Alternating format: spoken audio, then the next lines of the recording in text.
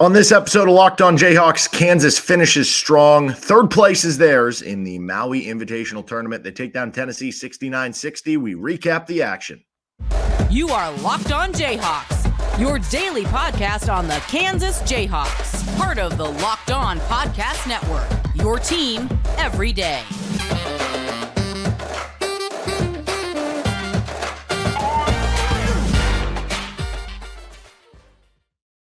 Eric Johnson, you can hear me as well, Monday through Friday from 3 to 6 p.m. on KLWN in Lawrence with Rock Chalk Sports Talk. Thanks for making Locked On Jayhawks your first listen every day. We are free and available anywhere you get your podcasts. You can also find us on our YouTube page where you can like and subscribe to the show. This is basically going to be our Thanksgiving episode. It's coming out Wednesday. You can listen to it on Thursday. We won't have an official Thanksgiving one. We'll be back at it Friday for a KU Cincinnati preview. But happy Thanksgiving to everyone. KU finishes strong. Third place in the Maui Invitational with a bounce-back win over 7th-ranked Tennessee and a 9-point win, 69-60, the final score for the Jayhawks over the Volunteers.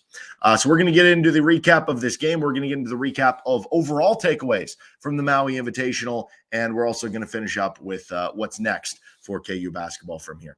It was a game that it was tied at halftime, 35-35, one that you get down a little bit early. There was 2 fouls for Tennessee through the first 12 minutes after they were in a foul fest yesterday. Bill Self gets the technical foul. You're down 24-17, but that was one of those technical fouls where it was, we're going to use this as motivation for the team because, they were kind of lethargic a little bit there after getting to the 17-point mark and unhappy with the refs to send a message there. Well, the message worked. They ended up finishing strong in the half and then had a good second half where the defense was pretty stellar. I mean, think about that. You hold them to 25 points in the second half, and you did a good job of feeding the post really in the final, 25, 30 minutes of game time, something like that. You did a good job passing the ball. You had some bench production for really the first time in a big game, and the 2-point offense continued to roll for KU. So, big picture, now that you finished third place here in the Maui Invitational, you feel a lot better getting this win after the Marquette thing. That's the one positive about playing back-to-back days is that, it's worse if you lose the game. Then it's like, okay, this keeps going. But you get that taste quickly out of your mouth against Marquette. And I think the way they looked in this game, it makes you feel a lot better about the game the night before because it's like, okay, maybe Marquette's just really good. And going back to that, it was a stylistic matchup problem for KU. They didn't play well. There are a lot of factors as to why what happened on a Tuesday night happened. And to get back with this one against a good Tennessee team that, you look at some metric sites, top 10, you look at the AP poll, they're top 10 to get that win by 9 points where you didn't really have to sweat it out the last couple of minutes other than, are you just going to make your free throws and, are they going to bomb you from 3 from deep? Was a good sign to have. So a good defensive game, a good interior game, and one that last year you lost big in the battle for Atlantis to Tennessee. You got out-toughed, out-physicaled in the game. You had some weird things happen, like DeJuan Harris fouling out. You didn't play a good game. Like, honestly, last year's game at Tennessee, or not at Tennessee, but against Tennessee in Atlantis was kind of similar to KU's Marquette game, right? And KU ended up being a 1 seed last year, so they were just fine. It's just funny how things get reversed. Now that you finish on a win, you feel a lot better headed into next week or headed into Thanksgiving than you would have if it would have been, the last game of the tournament like it was last season. But after the Marquette game where it did feel like you got kind of, you had trouble dealing with the physicality of their game and of their defense. Marquette was so fast and got to the ball quickly. And the way Marquette plays defense, it's going to test your physical skill. It's going to test your speed. It's going to test your mental skill and your mental toughness with how fast they are in getting to the ball. Tennessee is very similar in a lot of ways. They're going to test your mental and physical toughness on your offensive side of the ball when they're on defense. But whereas Marquette's more of like a speed defense, I would describe Tennessee more as a physical defense. But it's a similar type of challenge. And KU responded to it, I think, a lot better today against Marquette, which you like to see because early in the season, as much as you're trying to get these big wins, and this will be a nice resume win for them, and now you've got 2 wins over the teams who are expected to be at the top of the SEC. Like, these are going to be nice quad 1 wins. These are going to be nice resume building wins. You're looking for growth each and every game as the season goes on. And I think this game, you saw the most growth that you've seen in any game. Like, sure, we can point to the early season games against Manhattan and NC Central and be like, oh, Marco Jackson had like 9 points, 10 assists in one of those games. Like, that was good to see. But against real competition, this was the first time you saw some life from the bench, I would say, right? Again, in your three kind of real games against Kentucky, Tennessee now, and Marquette, this was the first time you kind of saw that. This was the first time some of those freshmen maybe started to break out of their shell a little bit. This was good to see for KU. And when you look at the overmath of Maui, 2-1, obviously, like I said, feels good to finish on a high note. Feels good to finish with some bench production. Feels good to see Jamari McDowell play like that to make you think, okay, maybe he's starting to get a hold on one of those rotation spots that you're looking for somebody to get to. Feels good to see Johnny Furphy make a three. There's some things you like to see in this game. Marco Jackson had that nice pass to Hunter Dickinson in the second half. Overall, Kevin, I think, was KU's most consistent Maui performer all along. He did have turnover issues, but outside of that, I thought he defended Dalton Connect pretty well, made him really work for his points. He was KU's most consistent scorer when you go back to the Marquette game, scoring 24, scored in this one, was a good rebounder. Hunter Dickinson was probably the other most consistent performer. You needed him to kind of dominate in the Marquette game, and he only had 13 points, but still, if your down game, I guess, so to speak, is having 13 because the defense is really good and they're making it tough to get entry passes in, you're one of the more consistent guys. So those two were kind of the pillars for you all throughout of Maui. You still have questions about how are you going to defend teams that can space you out? How are you going to defend teams who have stretch fives or mobile, versatile fives? How are you going to defend teams that shoot a lot of threes? How are you going to, figure out your bench? How are you going to figure out your rotation? How are you going to figure out your fifth starter? Those questions still are there, but I think a lot of those at least make you feel better in this last game specifically because Tennessee did shoot a lot of threes, right? Vescovi really got hot in the first half and hit a bunch of threes for them. You felt like El Marco Jackson at least had some good moments. You felt like Jamari McDowell and Johnny Furphy gave you some good moments there. Timberlake ended up getting hurt, but he hit that one reverse layup, which was nice to see, kind of a flash from him. So you feel like you at least, you didn't fully answer anything. It's not certainties that everything's fixed now for KU, but you saw the positives in areas you were wanting to see positives in that final game, even though for the overall, you're still looking to kind of have that. And overall, there's no shame in going 2-1 here. With as loaded as a field this is, 2-1 is not bad at all, right? And obviously, as I said in yesterday's show or this morning's, whatever, if you go 1-2 with Kansas specific pass, like it would have been one thing if you're 1-2, like Tennessee's 1-2 where you beat Syracuse. It's like, okay, beat Syracuse, lost to 2 top 5 teams. It is what it is. If Purdue hypothetically, obviously it can't happen, but if Purdue went 1-2 with the one win beating Gonzaga, it's like, okay, well, we still came in with a top 15 win. 1-2 for Kansas with their one win being Chaminade would have looked a lot worse than 1-2s for anyone else, right? UCLA or Gonzaga, one of those is going to be 1-2, right? But one of them is going to be able to walk away with I guess maybe not UCLA because there's Chaminade too, but Gonzaga hypothetically, right? You get the Syracuse win. So, there's no shame now in going 2-1. You pick up a top 10 win, you have a top 10 loss out of this, and who knows? Maybe Marquette ends up beating Purdue, and we just start thinking of Marquette as the best team in the country. But either way, I think you feel a lot better based on how this one finished with KU's win over Tennessee. Let's get to our good goats of the game, our bad goats of the game, and all of Maui. We're going to hand out some award medals for the best things and the worst things that happened over the 3 games for the Maui Invitational in Honolulu for KU basketball. We are going to be back on Friday for another edition of Locked On Jayhawks. Thank you to every dayers tuning into all the episodes for KU Cincinnati previews. So make sure to catch up on that before their game on Saturday night. So KU wins 69-60. Our good and bad goats of the game. This is crazy. I don't know if you can see this. If you're watching on YouTube, we have a stat page up from the game. And KU did not hit a field goal the last 420. Now, the last 2 minutes of the game, you're only shooting free throws, so you're not really shooting field goals. That would hurt that, but KU still won the game by 9. And again, you held Tennessee to 25 points. So I do want to start there. Good goat, I think, is the defense. You held Tennessee to 22 of 71 from the floor, 31%. They were just 27% from three-point range, 9 of 33. And that makes them just 13 of 38 on two-point shots. So that means they were just above 33%, about 34% on two-point shots. Your two-point dominance continues to carry over. That's another good goat here. Two-point dominance both ends. Defensively, you did a good job with it. You had 3 blocks in the game, but you affected a lot of shots inside against a strong physical team who, if you're weak inside, will take advantage of that. And KU was strong on their offensive end inside too.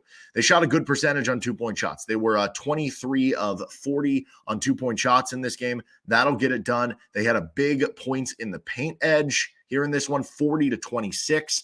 they got back to what they are, and that's their identity, being a really good 2-point team on both ends of the floor. To that notion, Hunter Dickinson gets a good goat here.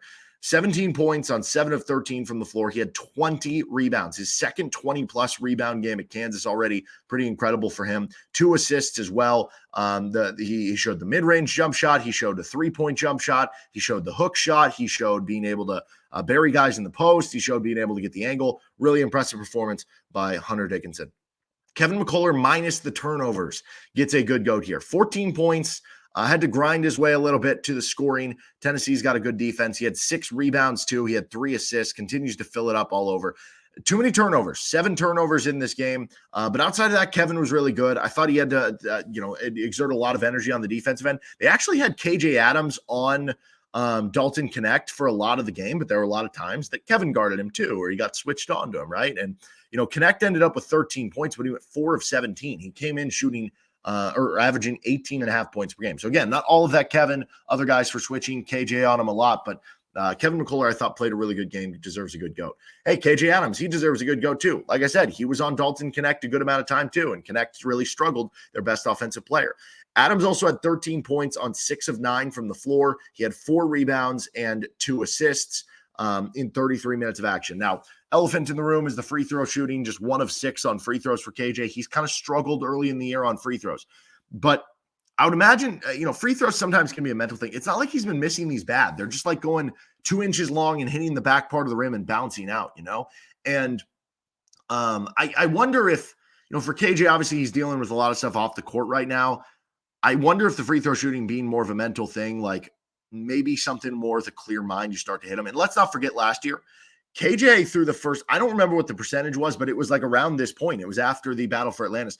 His free throw shooting was like, it was in like the 30% or something like that. He ended up finishing the rest of the season being like a 60, 70% free throw shooter. I'd expect him to get that fixed and be okay. So KJ was really good overall for the game, just outside of that free throw shooting, which, again, I expect to get kind of fixed.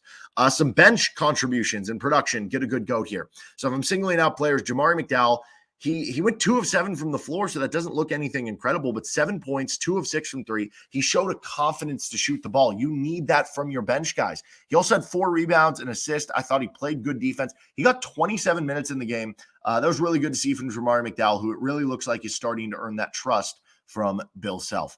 And I think Johnny Furphy played some good minutes off the bench too. 11 minutes off the bench, 5 points. He hit a 3 for you. It wasn't the most perfect thing, but you're just looking for any sort of production off the bench. It was good to see Nick Timberlake kind of hit that reverse layup in transition. Parker Brown had a block, couple rebounds in 9 minutes. So KU got some good bench production in this game. You're not asking the bench to be the best bench in the country. You're just asking for 1 or 2 guys to play well for you off the bench each game. You're just asking for solid bench production. That's all you need. And look what happens, because they got just a little bit of it today. Again, you get 16 points from the bench from Furphy, McDowell, Brown, and Timberlake. That's not a huge number.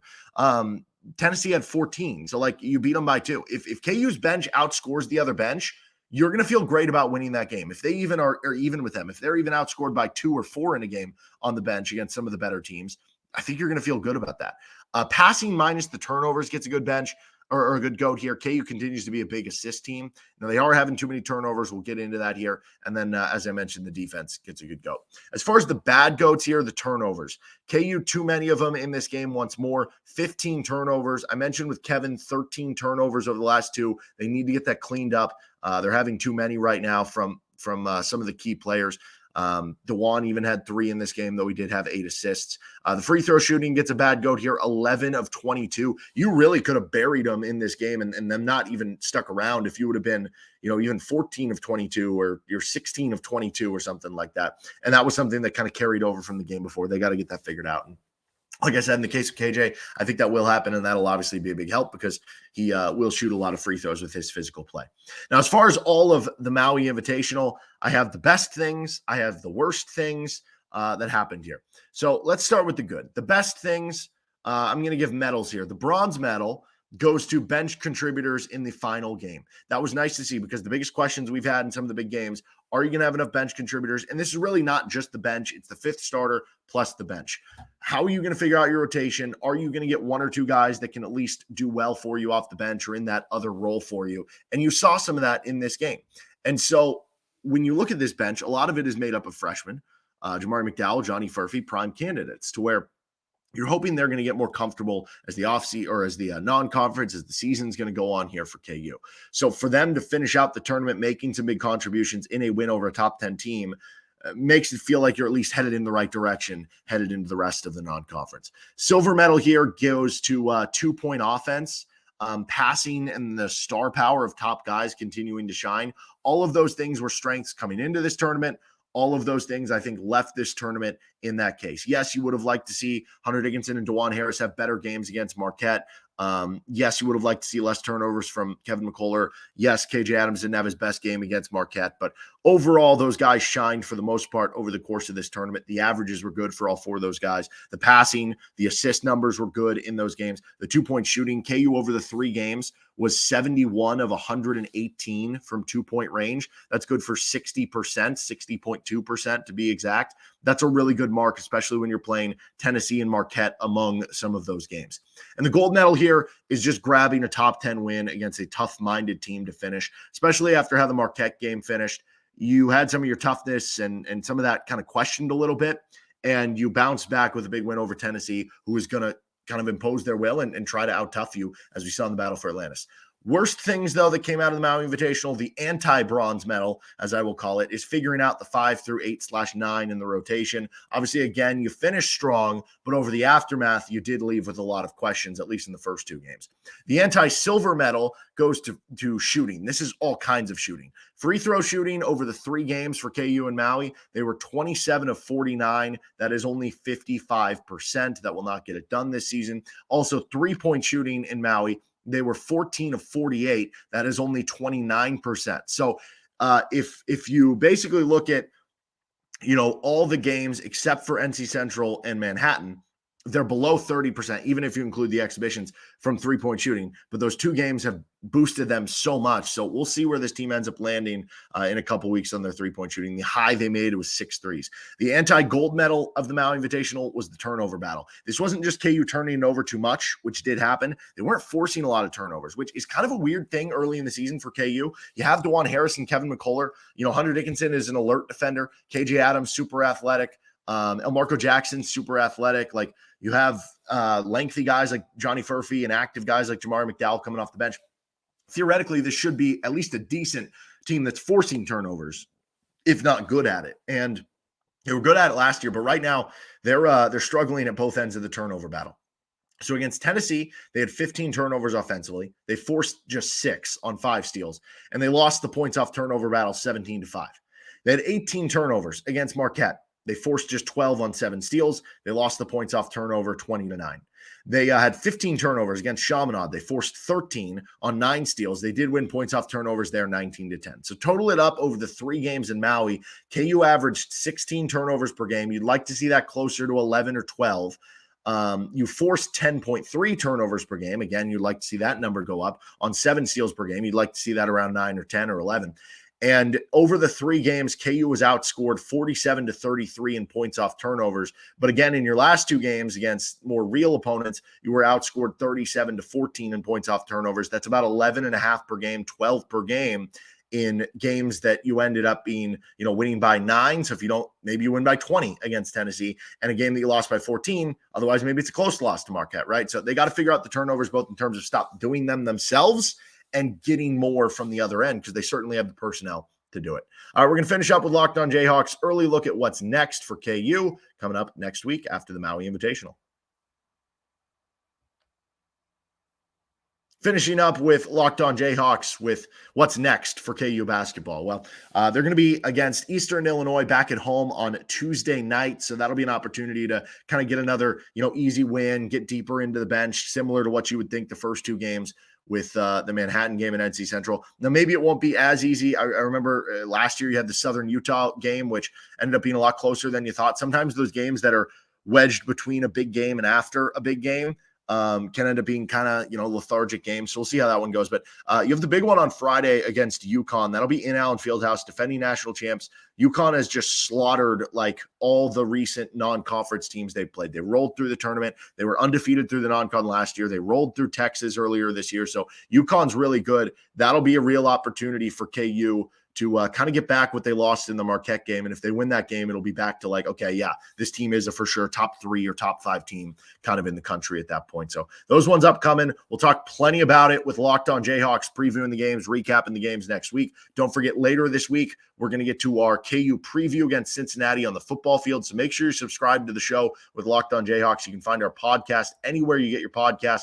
And see you next time with LOJ. Have a good rest of your week and happy Thanksgiving. Enjoy all the stuffing.